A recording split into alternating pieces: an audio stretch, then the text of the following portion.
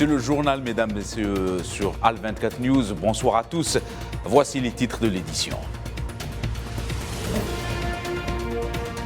Scrutin législatif en Tunisie. Le taux provisoire de participation au vote a atteint les 7,19% en milieu d'après-midi. Des élections qui surviennent dans un contexte politique particulier.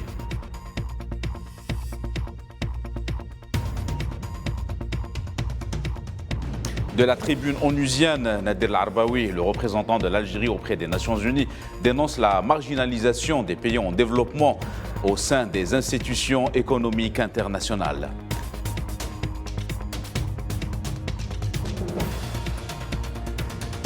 En quête de diversification de partenaires, l'Union européenne signe un accord avec l'Azerbaïdjan pour l'approvisionnement en électricité via un câble sous-marin.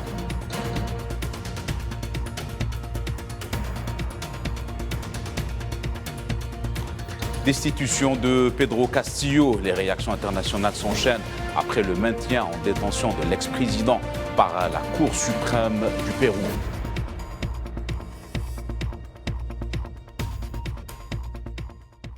Bonsoir à tous. On entame cette édition par l'actualité régionale. En Tunisie, plus de 11 000 bureaux de vote ont ouvert leurs portes depuis ce matin à travers tout le pays pour la constitution d'une nouvelle Assemblée nationale qui comptera 161 députés. Une assemblée censée remplacer celle gelée le 25 juillet 2021. Le taux de participation a atteint les 7,19% à 15 heures.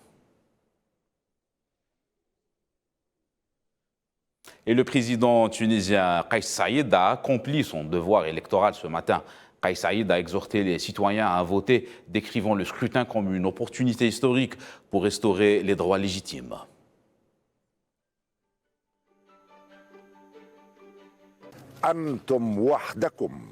Vous seul, vos choix et votre conscience des défis, êtes capable d'aller de l'avant pour écrire une nouvelle histoire pour notre pays. Que ceux qui sont élus aujourd'hui ou lors de la prochaine session s'il y a lieu, se souviennent qu'ils resteront sous la surveillance de leurs électeurs. Et pour en parler, nous avons avec nous Anis El-Mouraï, journaliste tunisien, qui nous fait le point sur cette journée d'élection. Alors, Monsieur El-Mouraï, y a-t-il eu un engouement des Tunisiens et quel enjeu constituent ces élections législatives ? Alors effectivement, les Tunisiens sont appelés aujourd'hui, le 17 décembre, une date fort intéressante qui coïncide avec le début des contestations qui ont amené à destituer et faire tomber le régime de Ben Ali en 2011. Et aujourd'hui, les Tunisiens donc, sont appelés à aller vers les urnes pour élire donc l'Assemblée législative.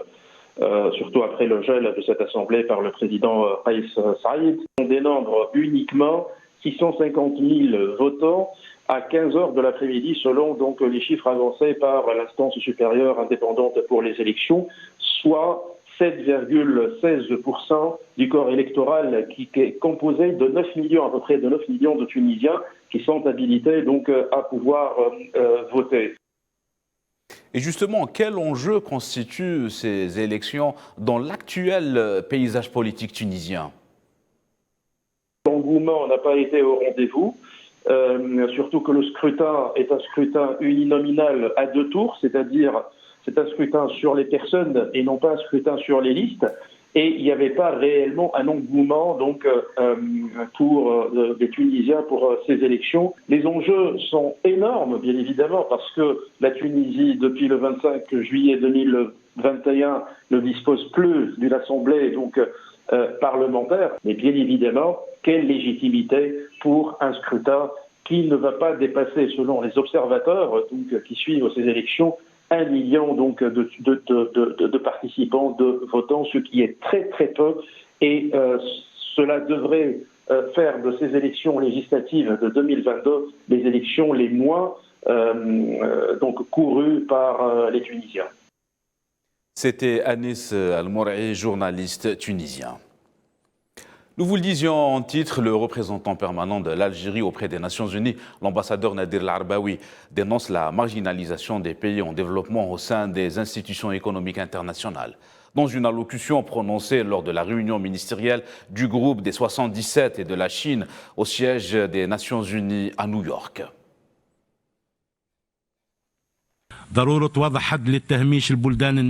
Il est nécessaire de mettre un terme à la marginalisation des pays en développement dans les institutions internationales de gouvernance économique, car cela contribue à l'instabilité, avec l'appel à la mise en place d'un nouvel ordre économique mondial bâti sur l'équité, l'intérêt commun et la coopération multilatérale, en plus de la réforme du système financier mondial sur des bases transparentes et efficaces, capables de faire face au développement durable, à la croissance économique et aux crises et défis.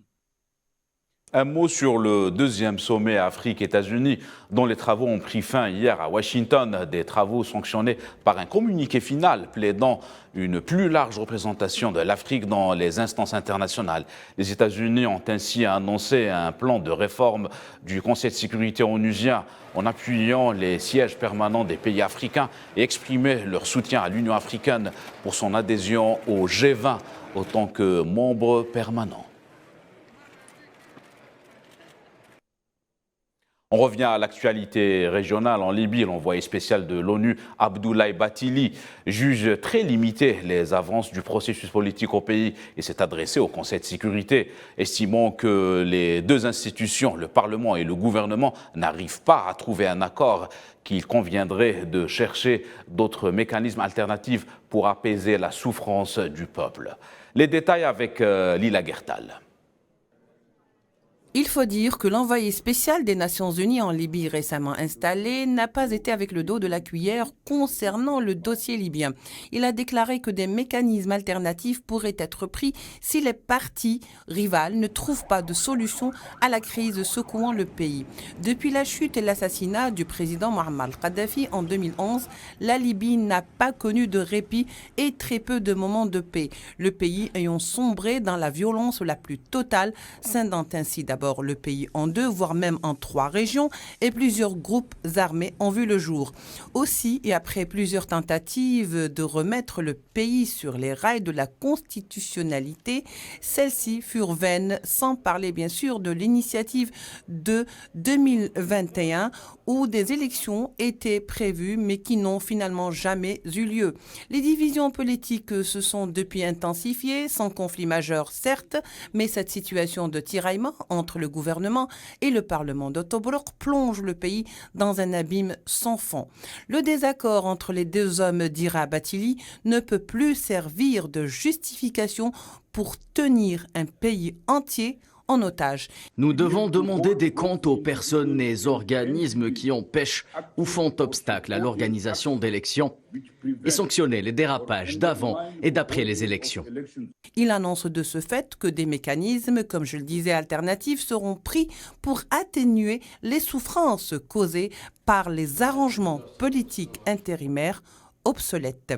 Dans son rapport au Conseil de sécurité, Abdoulaye Bathily a détaillé l'impasse attribuant le conflit aux deux organes. Bathily a été ferme dans le verbe et dans le temps, laissant ainsi présager probablement d'un changement à l'horizon. Au Mali, un nouvel attentat, cette fois-ci à Tombouctou, qui a coûté la vie à 2 membres de la mission des Nations Unies au Mali, la MINUSMA. Il s'agit d'un homme et d'une femme. Les 2 soldats ont été tués vendredi 16 décembre dans une attaque contre leur patrouille. 4 autres soldats ont été blessés, dont un grièvement, selon le communiqué final de la MINUSMA. Coopération entre l'Azerbaïdjan et l'Union européenne. Bakou va fournir l'Union européenne en électricité grâce à un nouveau câble sous-marin en vertu d'un accord signé aujourd'hui en Roumanie et visant à diversifier les ressources du bloc européen. Depuis le début du conflit en Ukraine, au mois de février dernier, l'Union européenne multiplie les partenariats stratégiques avec différents États producteurs pour tenter de réduire sa dépendance aux hydrocarbures russes.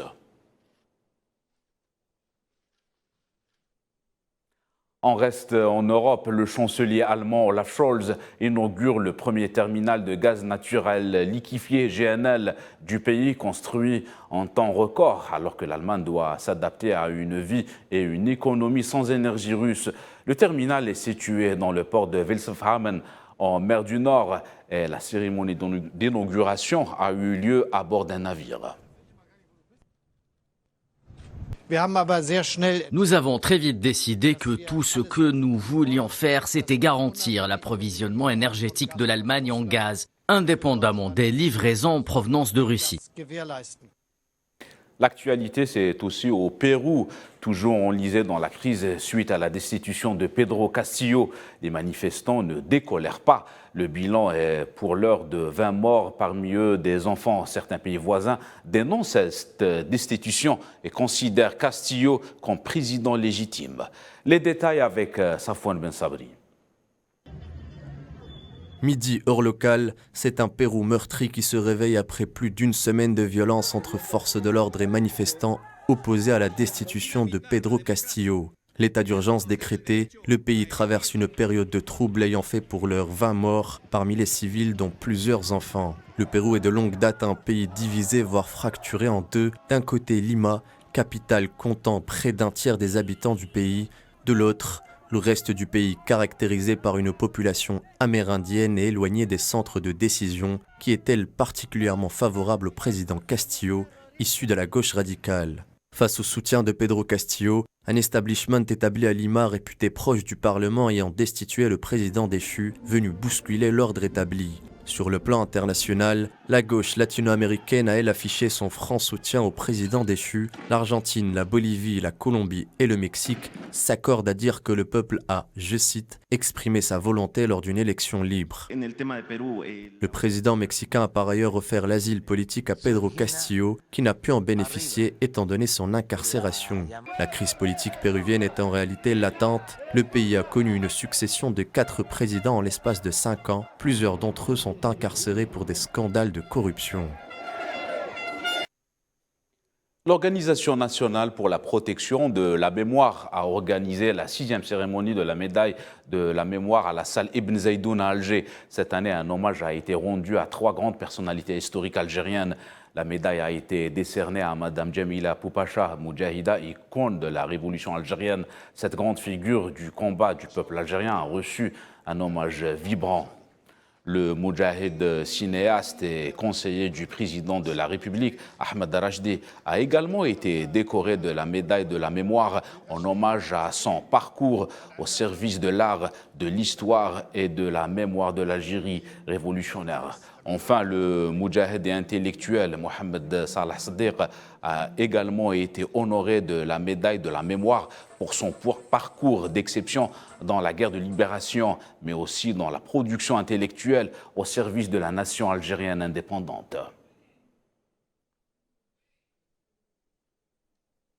On reste en Algérie, le secteur touristique se renforce par une nouvelle ligne aérienne hebdomadaire reliant Paris à la Perle du Sud, Janet.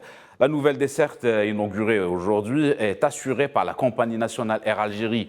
Elle s'inscrit dans le cadre de la promotion du tourisme algérien.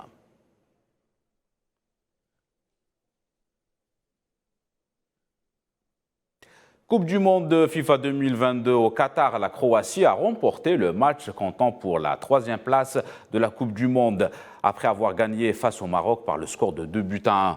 Cette affiche précède la finale qui aura lieu demain entre la France et l'Argentine au stade Lusail à 16h.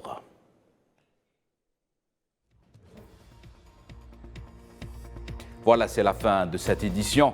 Excellente soirée à tous.